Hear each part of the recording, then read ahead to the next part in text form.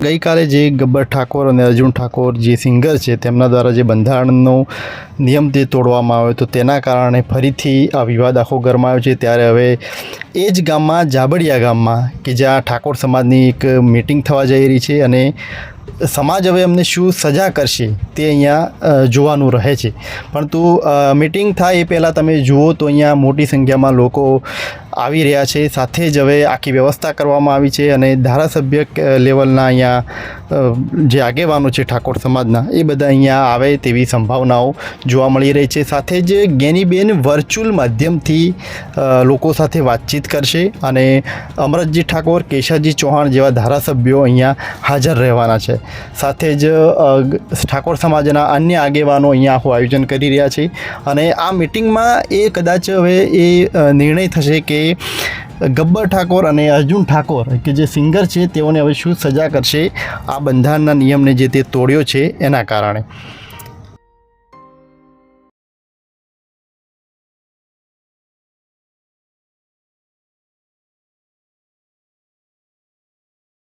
દ્વારા એ ડીજે વગાડવામાં આવેલું અને ડીજે વગાડતા એમના સોશિયલ મીડિયા ઉપર જ્યારે વિડીયો વાયરલ થયા ત્યારે અમારા યુવાનોએ એક આક્રોશ વ્યક્ત કર્યો કે જ્યારે સમાજ પ્રગતિના પંથે જઈ રહ્યો હતો, સમાજ કુરિવાજોમાંથી નીકળી રહ્યો હતો, સમાજ આ કુરિવાજોમાં નીકળી પૈસા બચાવી અને એ શિક્ષણ પાછળ વાપરીને સમાજને આગળ કરવાની વાત જ્યારે થઈ હતી ત્યારે આ લોકોએ સમાજનું બંધારણનો ભંગ કર્યો છે અને ભંગ કરવાના કારણે આજે અમે અહીંયા સ્વયંભૂ લોકો અહીંયા એમનો જવાબ માગવા માટે આવવાના છે। ત્યારે આગેવાનો અને યુવાન મિત્રો બધા અહીંયા આવશે।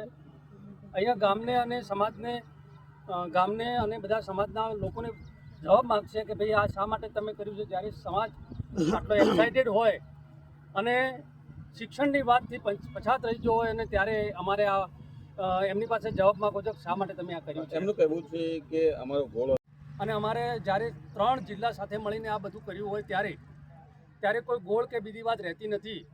ત્યારે આખી વાત એ આખા સમાજની આવે છે અને જ્યારે ખબર નથી એવી વાત કરવામાં આવે તો તે પણ તદ્દન ખોટી છે।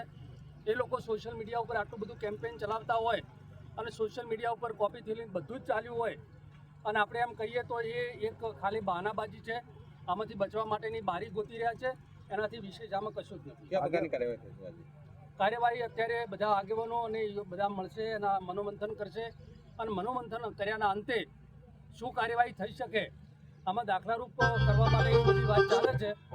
તો હવે કઈ રીતની કાર્યવાહી થશે એમને થોડી સમયમાં આપણે ખબર પડશે કે કઈ રીતની કાર્યવાહી કરવામાં આવે છે। કે અન્ય જગ્યાએ પણ આવા ડીજેના પ્રોગ્રામ થયા છે અને તે જાણ લઈને ગયા તો તેઓ પણ ડીજે આવ્યું છે, તો એ પણ કોઈ મુદ્દો? એમાં વાત એવી છે કે એ વિસ્તાર જે છે જાન આવેલી છે એ વિસ્તાર અમારા 3 જિલ્લાઓની વાત છે એની અંદર એ વિસ્તાર નહોતો, અમારા 27 તાલુકાઓની નથી, એ મહેસાણા જિલ્લાના હતા।